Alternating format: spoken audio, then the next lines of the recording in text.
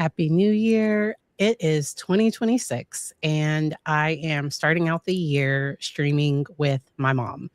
Some of you all will know that when I started my channel, we had a podcast for a while, and the podcast kind of fell off. But every now and then, I bring my mom on so that we can talk about a topic. Today's topic is not directly related to a court case, but we're talking about identity development. And in a lot of the work I do clinically, and within a lot of the cases that we talk about, personality or identity comes up a lot.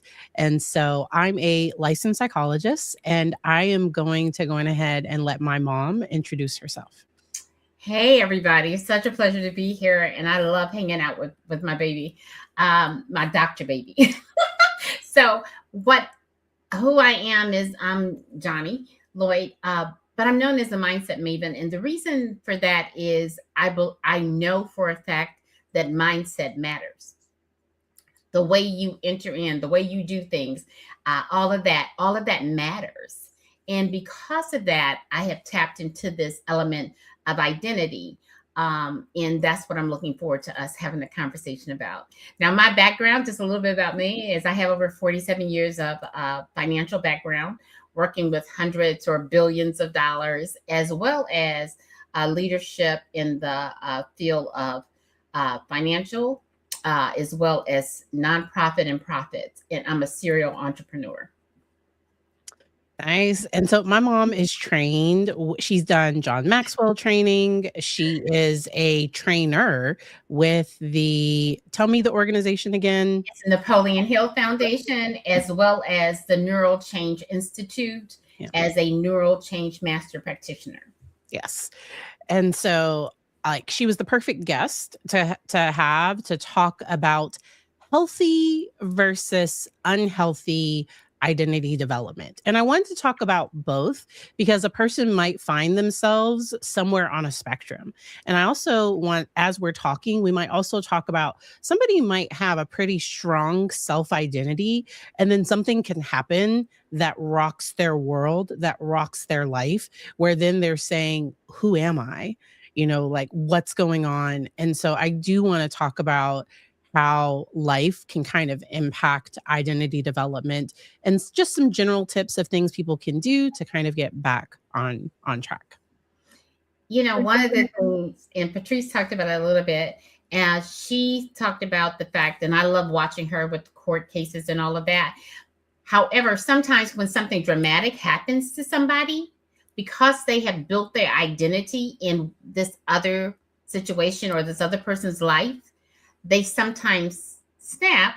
Patrice has a legal term for that, a different term, but they snap because they actually built their identity on external forces instead of internally how their operating system works for them. And I think it's really important. And it's hard to do because I think we are wired to get information from our environment that tells us if we're doing a good job or not. So I think we are wired for community. We're wired to care what other people think.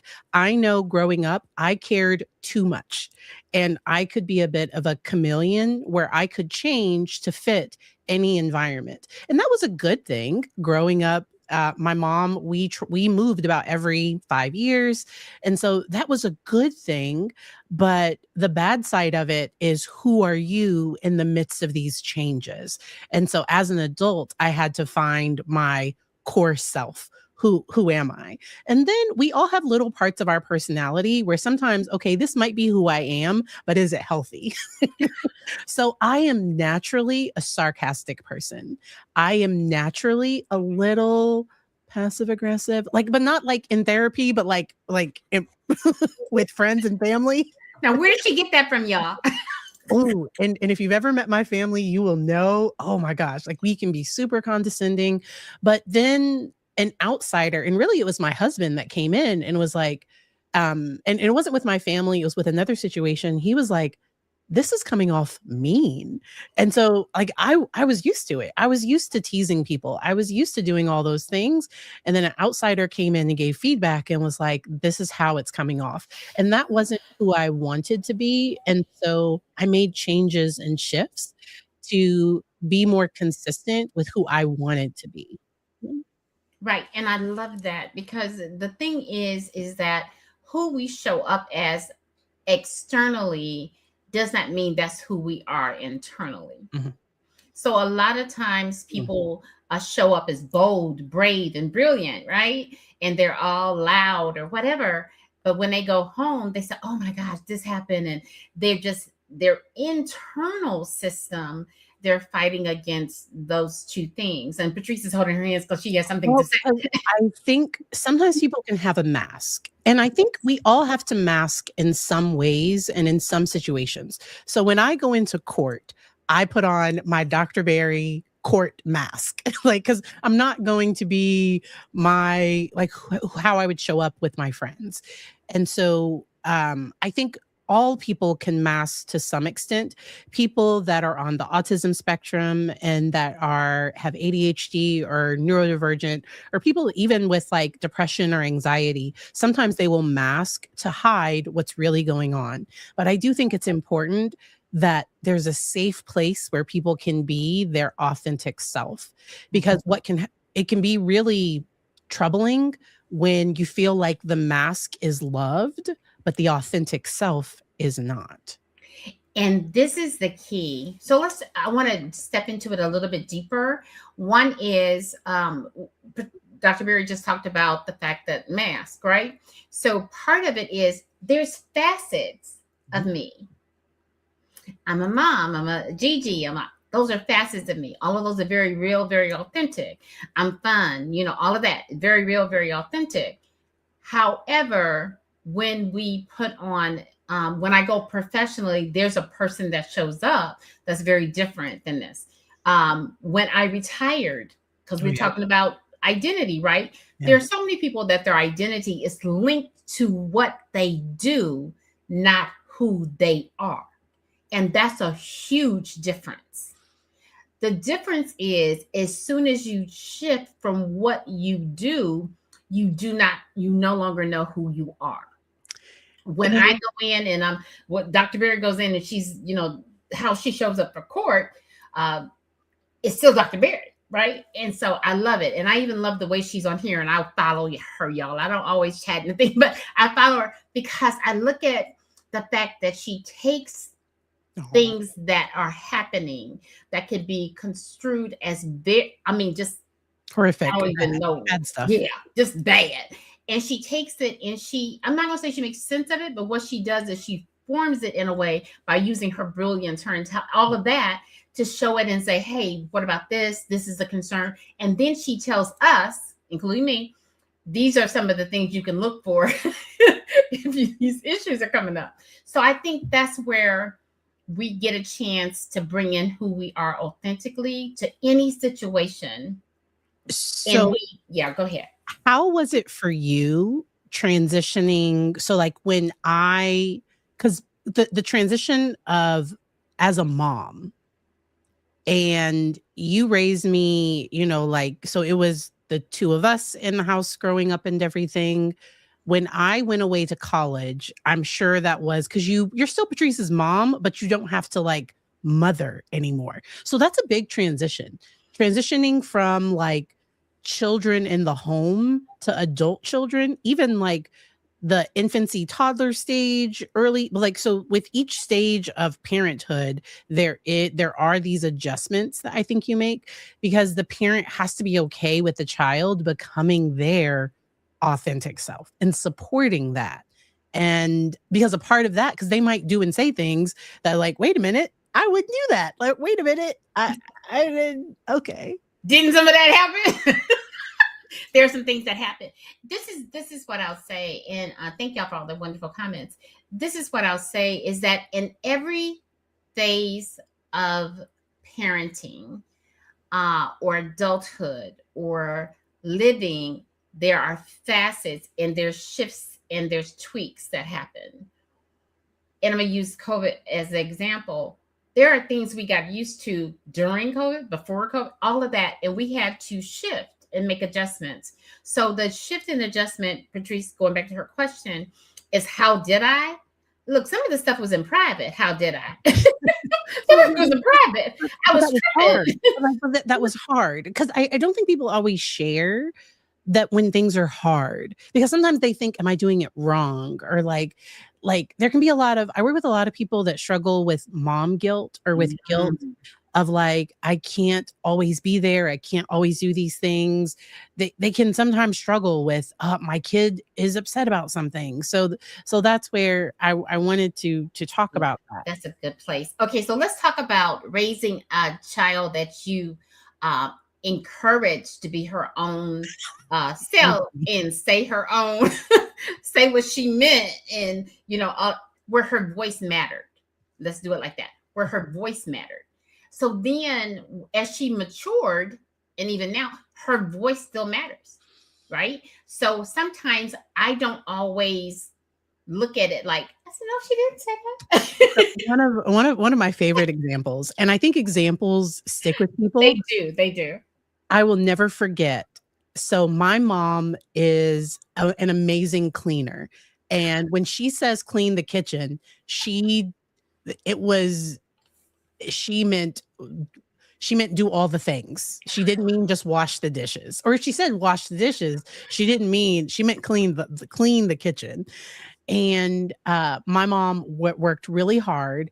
And in my later middle school, high school years, I was a latchkey kid. So I would come home, unlock the door. I would be home by myself for a period of time. And there were some things I was supposed to do. But the minute, no matter what I did, and I gave her this feedback. So I gave my mom some feedback, and I was not a very great cleaner. I like piles of things.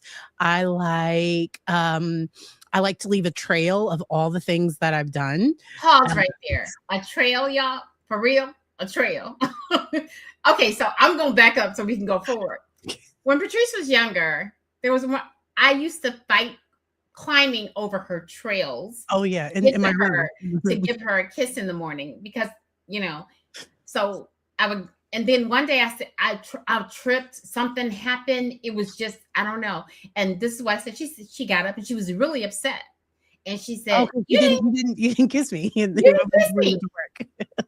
And I said, and this is a training moment, because you find out, okay, the kissing isn't very important to her. Me living is very important to me. Right?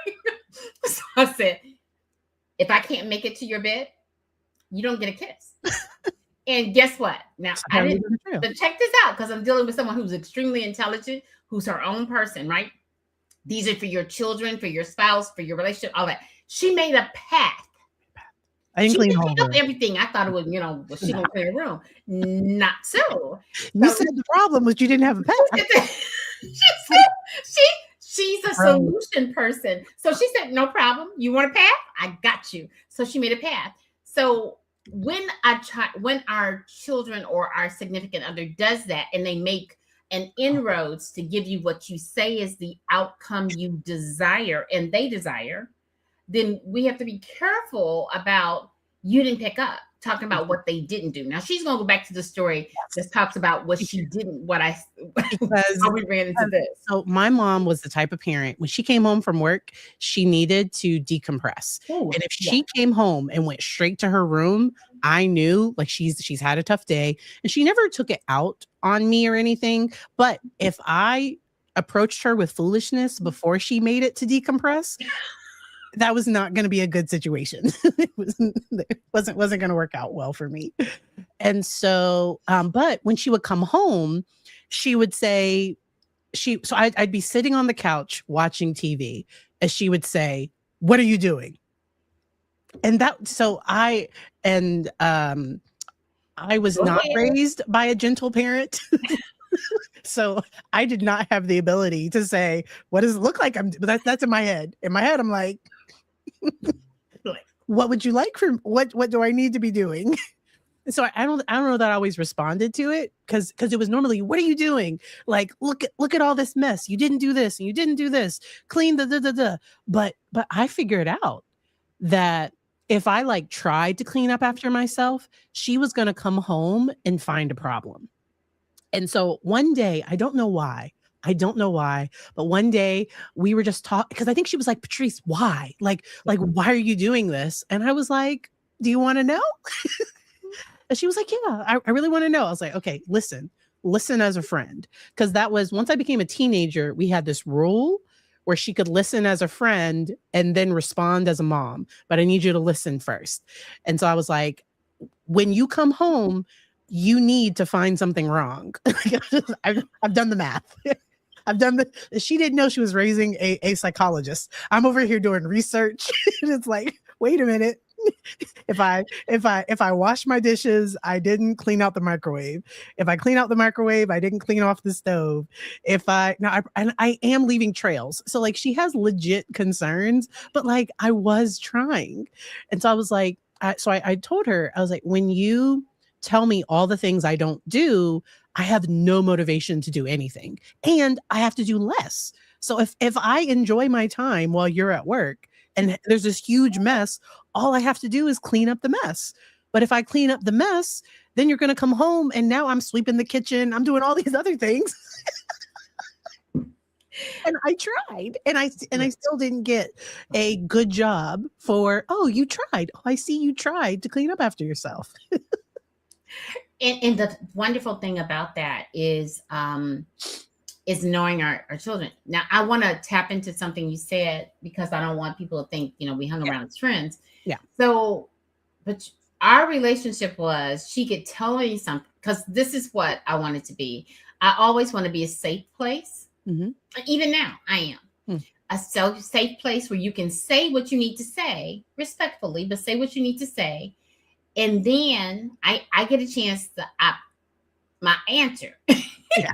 I can answer back as, okay, well, that's cute. That's friend. Or I get a chance to answer and say, well, and then typically 9 times out of 10, 9.9 times probably out of 10, I would say, however, as your mother, and that way there's no confusion in the relationship. A lot of people now are trying to be their child's friend as if we're just friends, but they don't delineate the role. And we were talking about masks.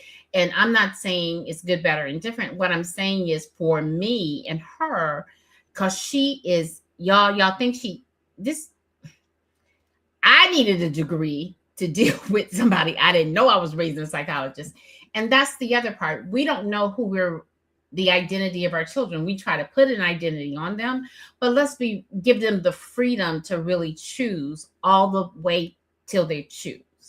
And the thing that I appreciated, because I see that like kids don't need adult friends, and that's where my mom was someone I could talk to, and if I had a question about something, if I heard something and I wasn't sure what it was, or if I had questions about something, I could always go to her and ask. And she also gave me liberty she didn't judge me based on who I was around. Because now if I was around people and all of a sudden my behaviors changed, my grades dropped, that was different. But she didn't judge me based on who I was around. And I think it's really important that parents give their kids some space to be themselves, but with certain boundaries, with certain expectations. So we talked about my messy room. Now, if I wanted to go somewhere and if I wanted money, I knew the room needs. So if she came home and my room was clean, she wouldn't say it, but I'm sure in the back of her mind, she was like, what does she want? Like, she cleaned her room on her own. Oh, it's getting close to Friday. She probably wants to go to the movies or something. Like, there's something going on. Or if I asked, I was like, hey, so we lived close to an Air Force base, and the teen center would sometimes have like little parties or something. So it's like, hey, you want to go to that teen center party? You just got to clean your room first. And that's just like a reasonable expectation. Because what happened was she gave up on me having a clean room all the time. So instead, we focused on me trying to pick up after myself around the house.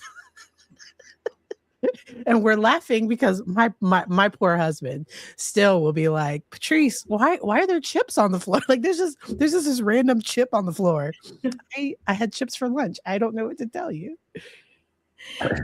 And that's the beauty of talking about identity and freedom, however, respect, and not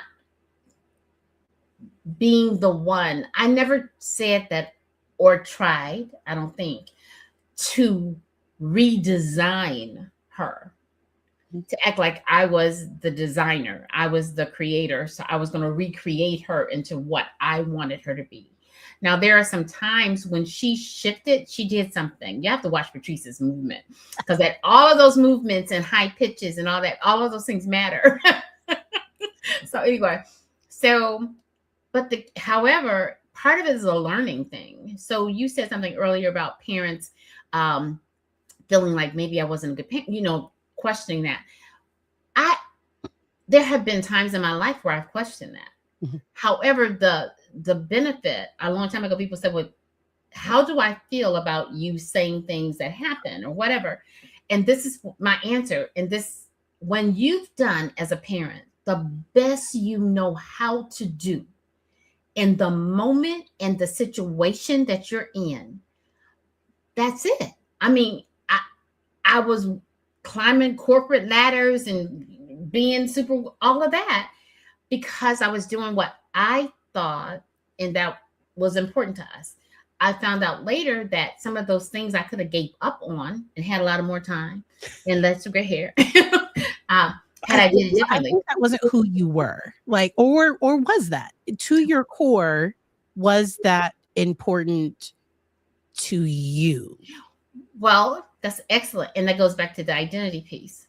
The piece that I found was, because I had been told, because of situations I had been through, who I was not, and I did not feel like I was enough. And when I walked in the room, I'm smaller now than I was back then. I'm like 150 pounds less now than I was then in some cases. So I had this extremely intelligent woman that's walking. My name is Johnny, y'all. That's my real name. So sometimes people expected a male, and then they got a female who was extremely intelligent and held her own. Yeah. So every step I made, every organization I came into, it was my goal to be on top. Yeah. But I think there was something driving it inside of me, and I am productive. I mean, what am I looking for? I'm very conscious of whether it be the resources, whatever, but I'm more conscious of being the best I can be in every situation. I want to be at the top of my game. Always show up that way. I feel like you used to struggle with rest. Yeah. Okay. Can you talk about how you were able to shift? Because I think you were raised and I was raised with, you are what you do. And that doing was how you get your identity. And I'm trying to raise my son with a balance that, like, being is also important. Now, because he's not going to be 30 years old living in my house not doing anything. like that's I still love a clarity check, y'all. I still love you, but but I do think the idea of being was a shift for you. Actually, being is a shift for me even now. And so I went from doing at higher level, 10x doing, to what the world happened, because a lot of things shifted when I came from my full-time job. and got put in a situation where I loved it. Are you talking about watching my son, or which part? Yeah, that part. Watching my grandson. Watch. What? We don't need to. Yeah, but wait. We got put in a situation. I know there's her story, then there's my story, and then somewhere in between that, y'all. I'm shine my golden halo. Okay, but let me finish up. Okay, so now it's just be. Identity for me is, and I'm gonna use this metaphor. The metaphor is whether I can use it as an operating system. So you talked about external versus internal. My internal operating system is being rewired. Okay. Is being reworked. So it's enough now for me to be. I don't need to prove that I can do. And I want to say that is uncomfortable, that shift, because I think a lot of times when something is uncomfortable, we think there's something wrong with it. Yeah. And so the idea of being versus having to do. So I want to talk about our Christmas holiday, because this was one of the most relaxing holidays we've probably ever had. I've shared on my stream that we were down with family in Texas. We have a family member that, because of medical, wasn't able to travel. So whoever was able to make it, we rented a house, and it was the most just relaxing, because normally with a family vacation like that, people would have been up cooking every morning. We would have cooked a meal at least 2-3 times, because we were there for 4 nights. I want to say 3-4 nights. 5, but we were there, but we only cooked one time.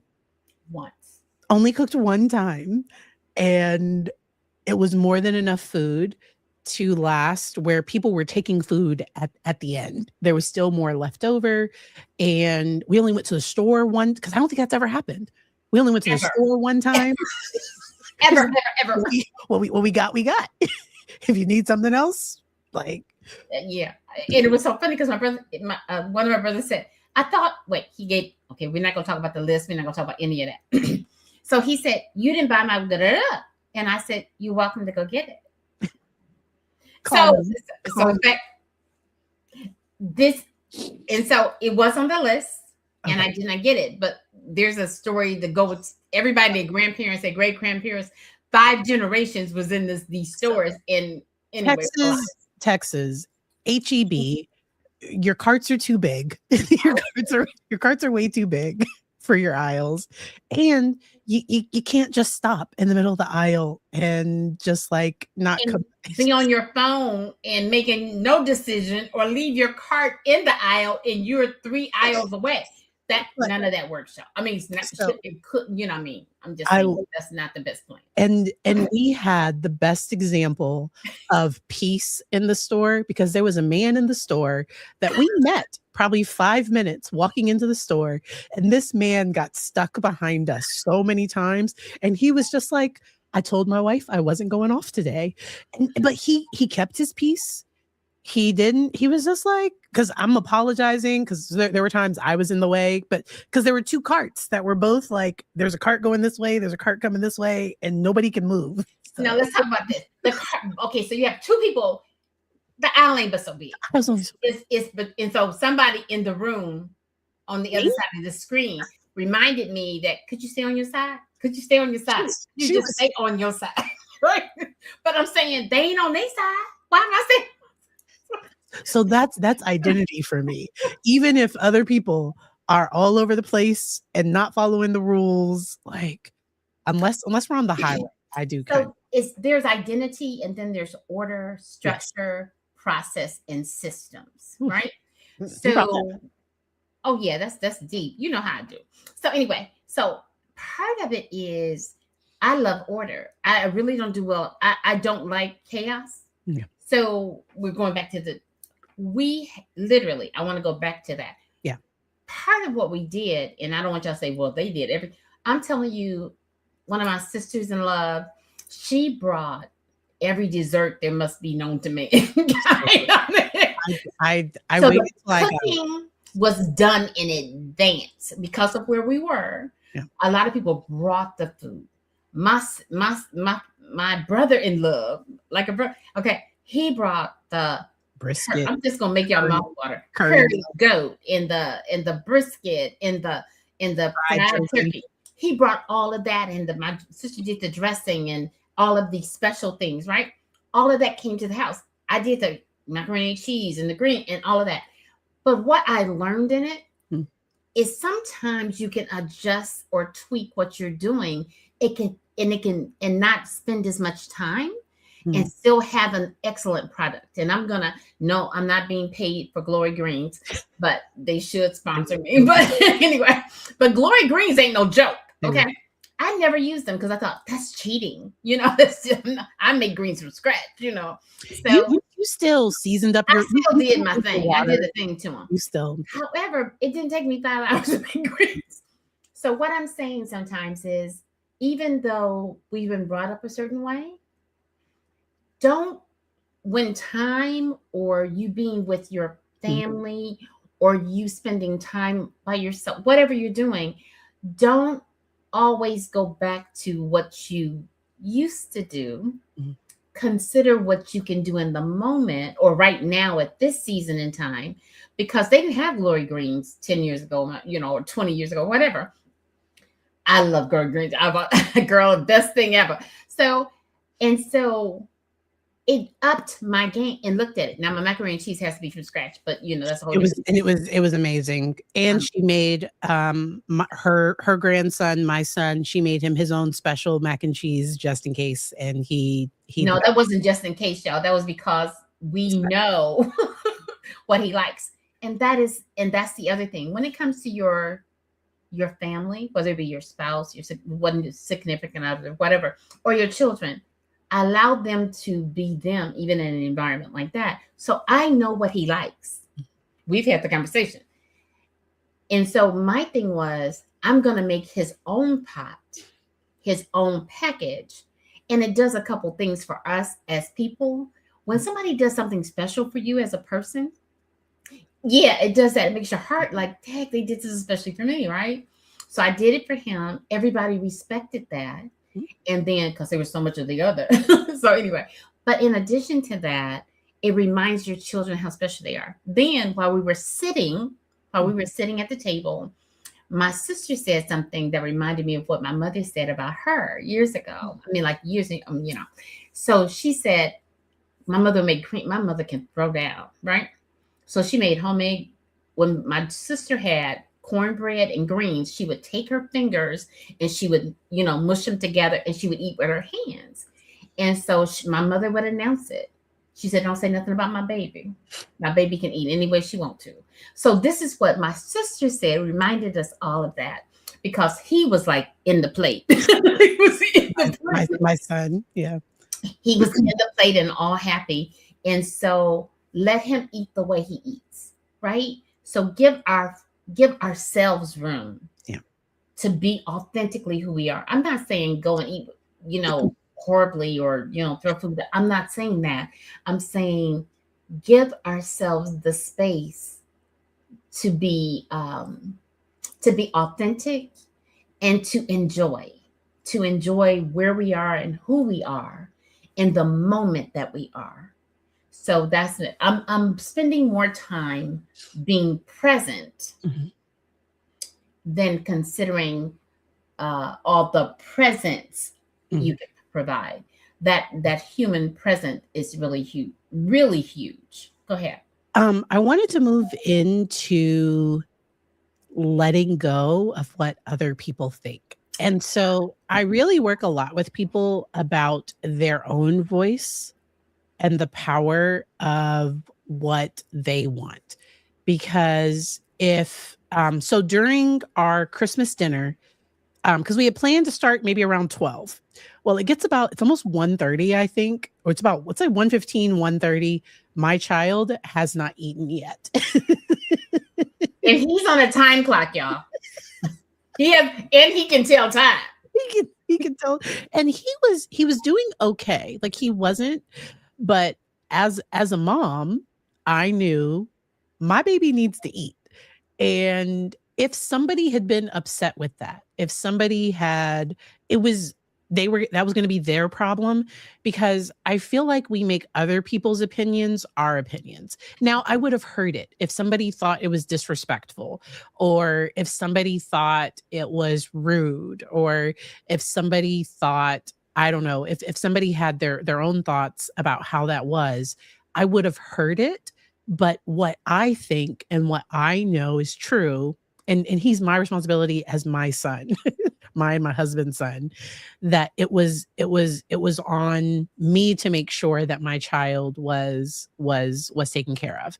And I wanted to give that example because there are so many other ones of people, if they decide to homeschool and their family isn't okay with it, or if they decide to do public school and people have opinions about that, or if they decide to um, start their own business and people have their thoughts and opinions about that. And that's where sometimes, if you're making a new move, because we're going into a new year, sometimes you don't tell everybody everything.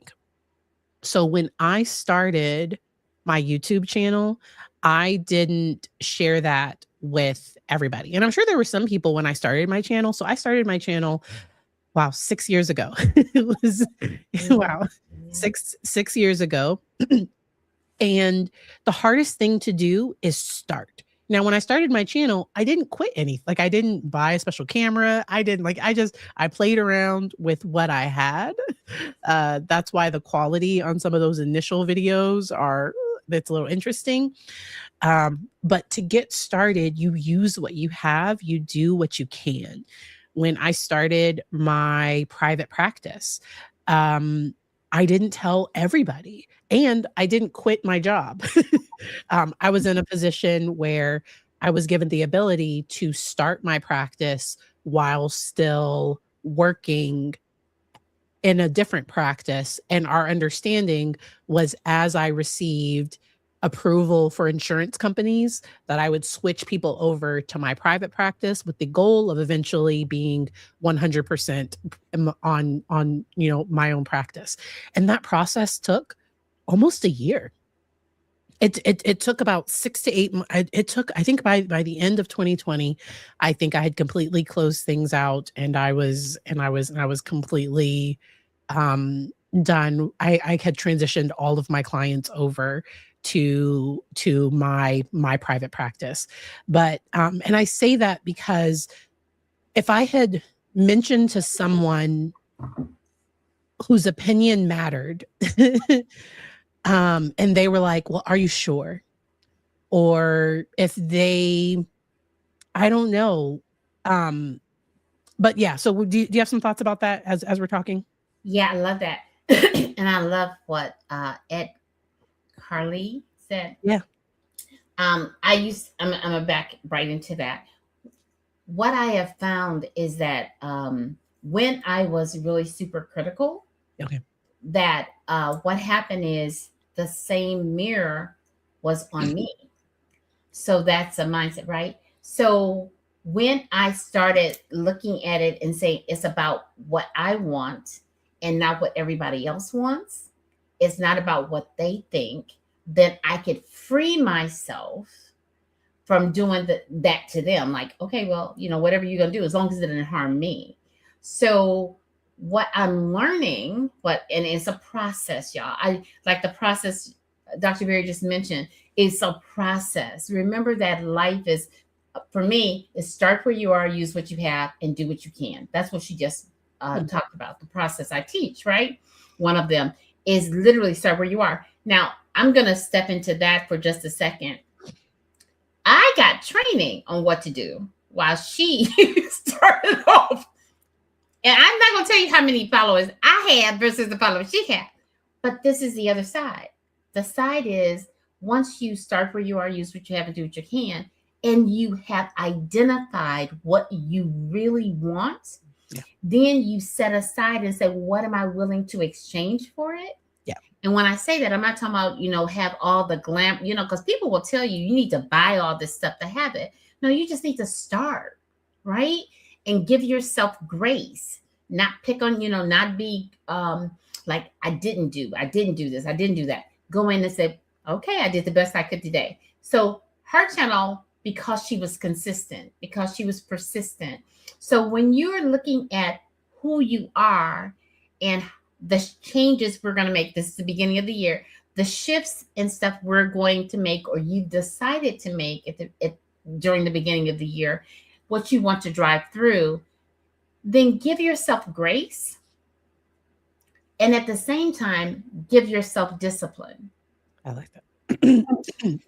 Yeah, that's one that clear your throat. Discipline is a word that clears your throat, because it's self-discipline, it's self-awareness, that kind of thing. So what I found in answering some other questions that she brought is that when I got out of the thing of it was about other people's opinion regarding me, yeah, and I became more comfortable with who I am. And trust me, I had to identify who that was, who that is, right? Who is that, right? I had to identify who that is. And then I went into layers, because yeah, this was layer one of who I am. But then as I continued to dig, I said, wait a minute. And I'm gonna give you a really prime example. I was talking to my girlfriend this morning. And so what I was saying to her, we were having this conversation, and a beautiful conversation. And I used to do this when somebody would say, well, hey, where do you want to go eat? And I'll say, anywhere, doesn't matter. It does matter. It does matter. So I am now saying, for an example, I said, hey, wherever I have a taste for salmon, so as long as they have salmon, I'm good. So that gives them the same flexibility. However, we're probably not going to Mexican, which I really don't want to go to. But if I say it doesn't matter and we go to Mexican, then don't be upset with myself, But I used to get upset with myself, like, you don't like Mexican, you know what Mexican does to you. And so that is the key. So I because I saw this, and this was probably what the video was about. It was about not being nice, but being kind. And sometimes I think people hold back everything. Like, they don't ever speak up for themselves because they were raised to be nice. So I don't raise my son to be nice. I raise him to be kind, because that's how you treat people. That's how you treat yourself. It's about respecting yourself and others. Now there are lots of different, so somebody else might define nice differently, and they don't define it as, going above and beyond. You have to play with everybody. Even if somebody's mean to you, you still have to be their friend. No. if so-and-so's mean to you, y'all don't have to be friends, but like, you still do need, like you can't be mean to them. Like, you have to be kind. And so shifting that of like, I get to have a say. It's okay to have a say, and it's not rude. So I had a tendency to make myself small, to make myself fit, because I had this impression that I was too much, that because of my personality, I have a strong personality. I wonder where she got that from. And with that, and I can be particular about not about everything, but I can be particular about some things. So if it's a friend that wants to travel, I'm gonna have some questions. Because there's some things I don't do. Some, like, I like to travel at a certain standard. Not that, and hey, like, everybody, like, but yeah, so I like to have options. And then I like that we can respect each other in the midst of that. I don't know if she'll see this, but one of my good friends, super duper good friend, I love her. She had a birthday bash, and she rented, and so she had this beautiful, it was a multi-room hotel room. It was almost like it was like a townhouse almost, but it was at a hotel. It was, and they had all these rooms, and everybody could go and stay at that room.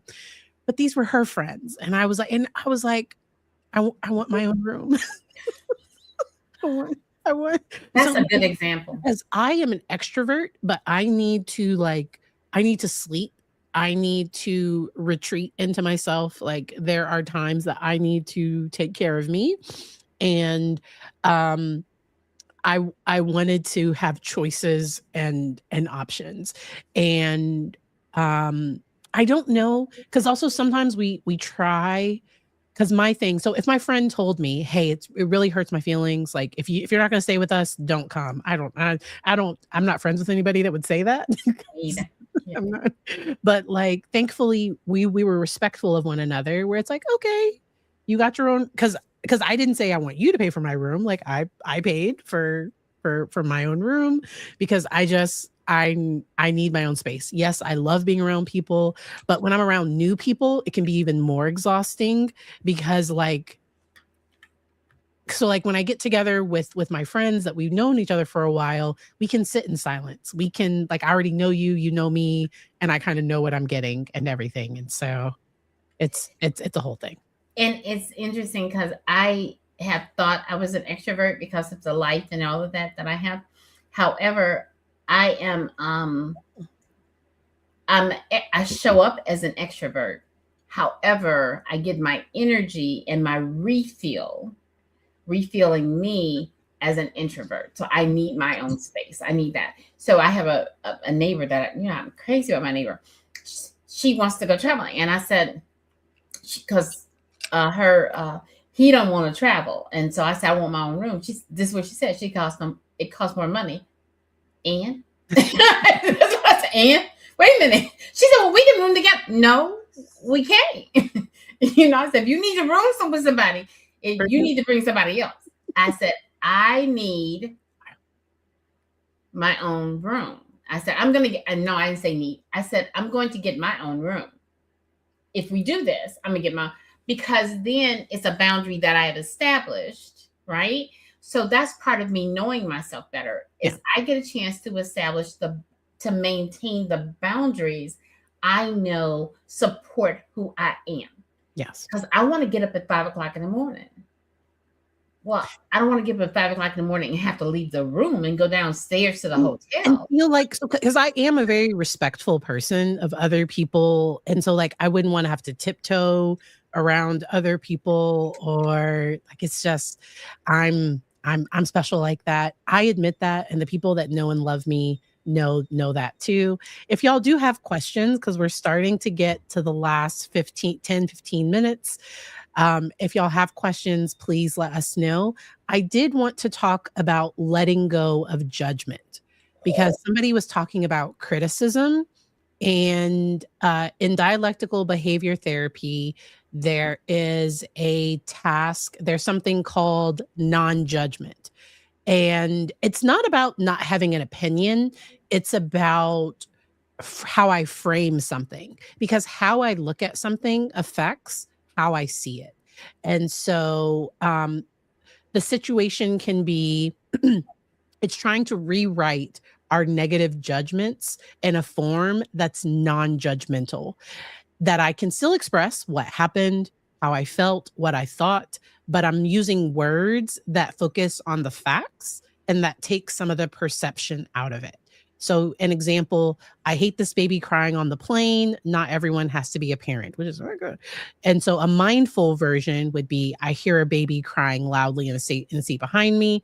I feel angry about this situation. I'm irritated and angry. Like, but instead of judging the parents who are probably doing the best they can.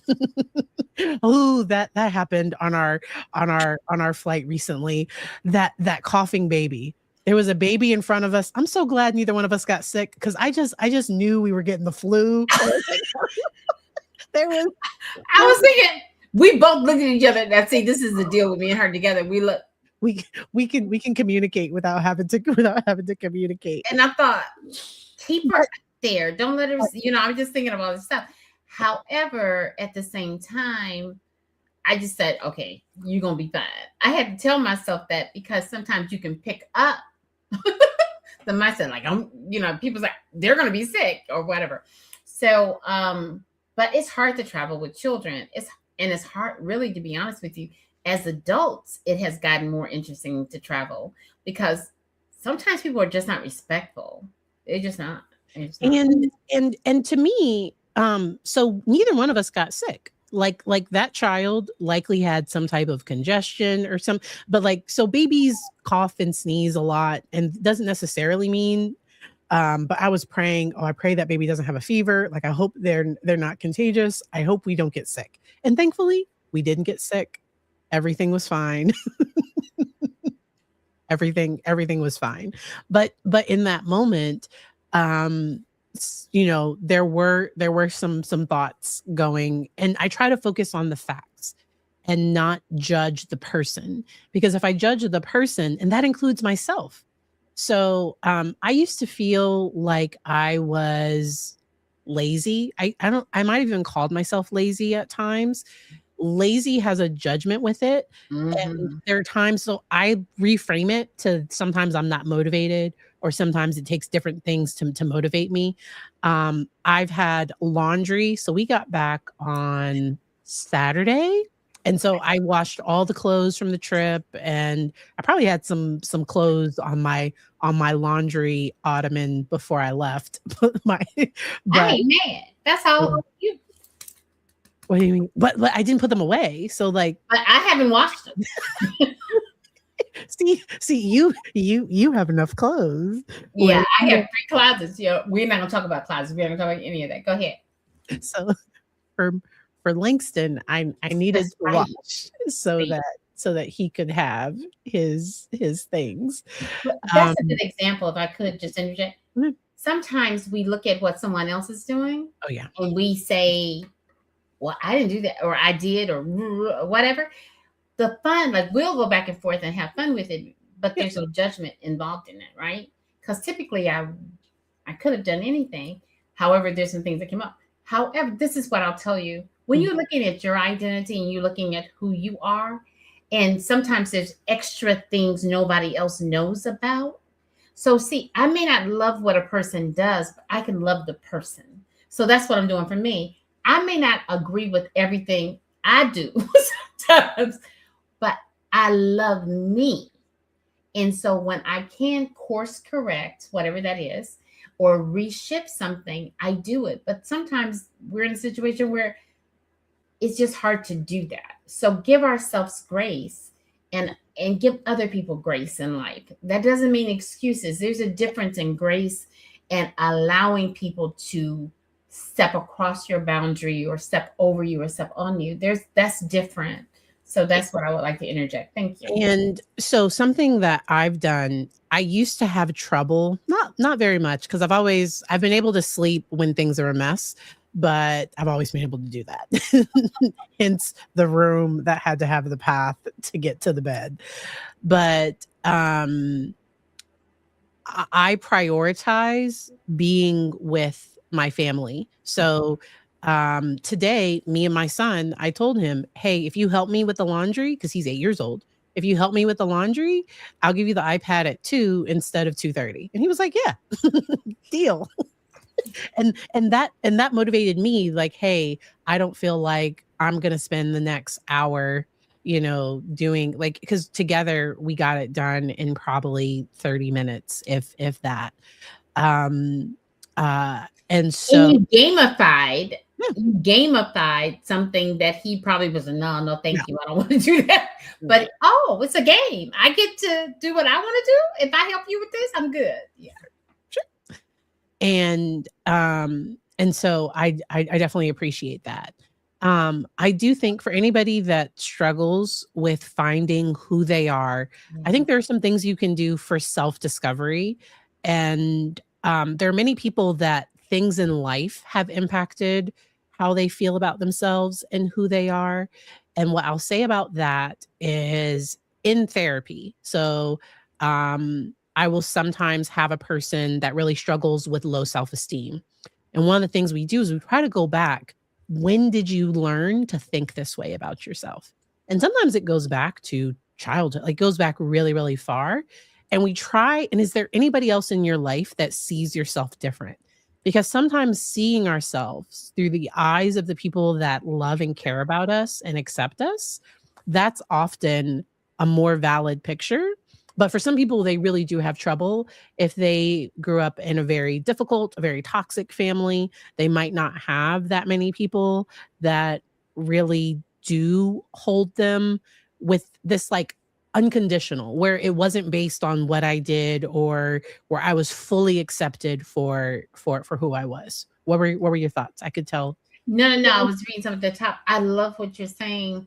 Um, the boundary in my head, that's what I comes up, the boundary awareness, right? The other thing is, like you said, is learning who you are and the self-discovery and all of those pieces. I Mhm, think it's just so powerful. mhm, Um, the other thing is, and I used to say it like this, sometimes we have to, when we're believing for something better, we can pick up somebody else's belief system for us until we can raise up our belief system to that level. mhm. So that's what you were saying. Well, looking at somebody else and the way they look at you, and then believing what and hearing what they're saying and pull it up. I just thought I was looking up thinking that is so brilliant.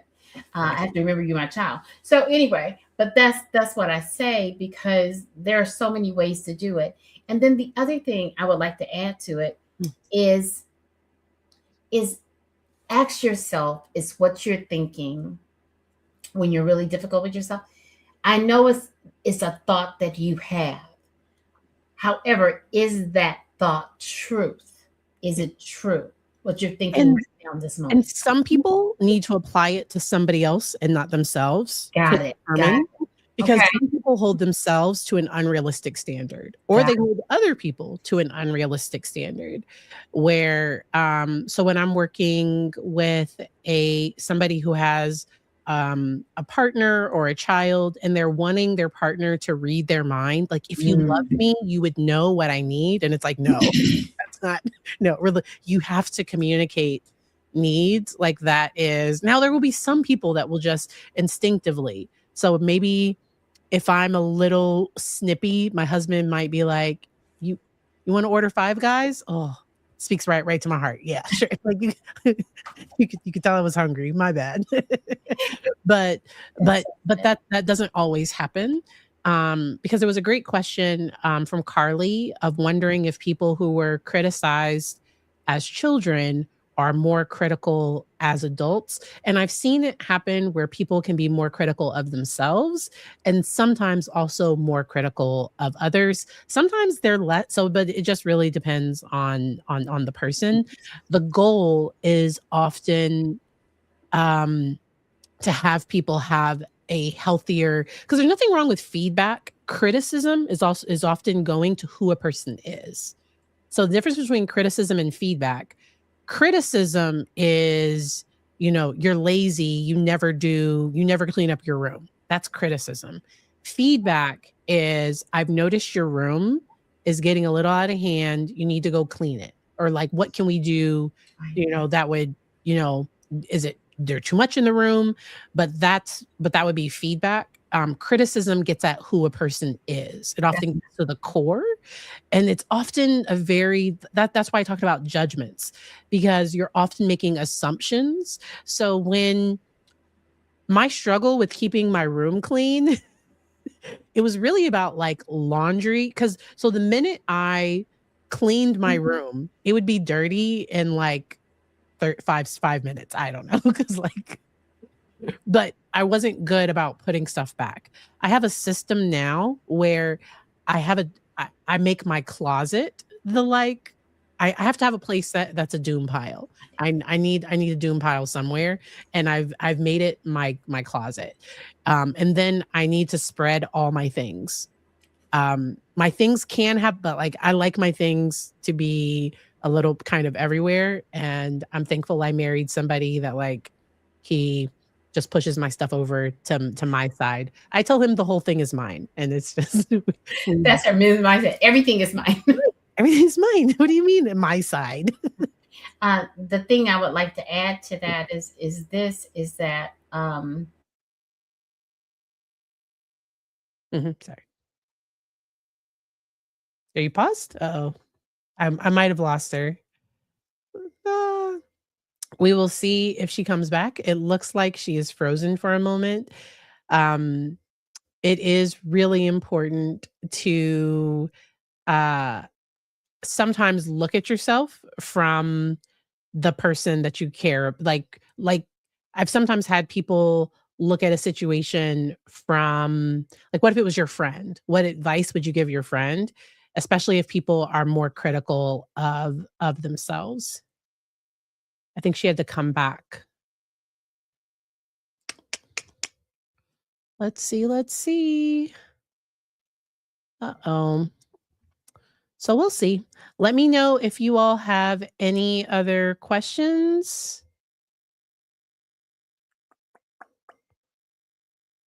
because I'm still not seeing her video in the studio. Oy. All right. I'm just messaging her. I have her in the background. Oh, she's buffering still. No. You might have to check your connection, mama, because it doesn't look like you are connected.